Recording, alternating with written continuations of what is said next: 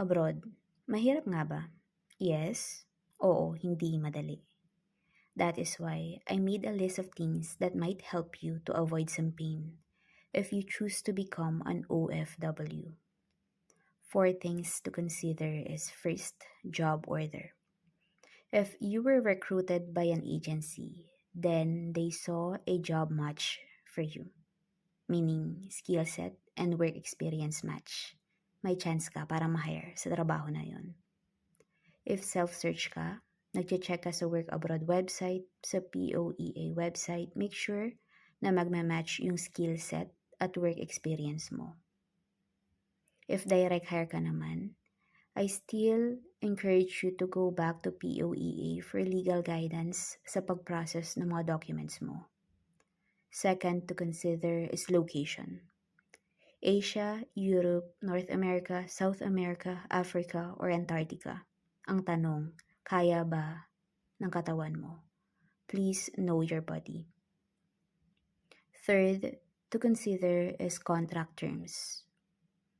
May naki-indicate bang rest day?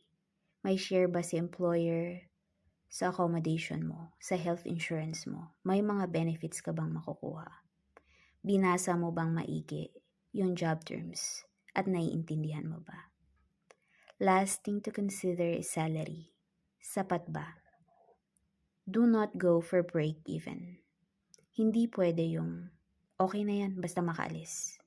Remember, you will leave your life behind. You will leave your friends, your family, and your comfort para manirahang mag-isa sa ibang bansa. Do not settle for less. Aim for ×2 sa current salary mo sa Pilipinas or dapat mas mataas pa. If hindi magmamatch yung job order, yung location, ayaw mo yung terms at talo ka sa salary, then step back. Keep looking sa POEA website. If hindi magmamatch yung job order pero gustong-gusto mo, why not consider short-term vocational course sa TESDA? That will be worth it, and that is self-investment. By following things, we can save some time sa pagpili, save us some pain sa pagpatol sa underpaid na job order, and make sure for a win-win situation. Let's be wise.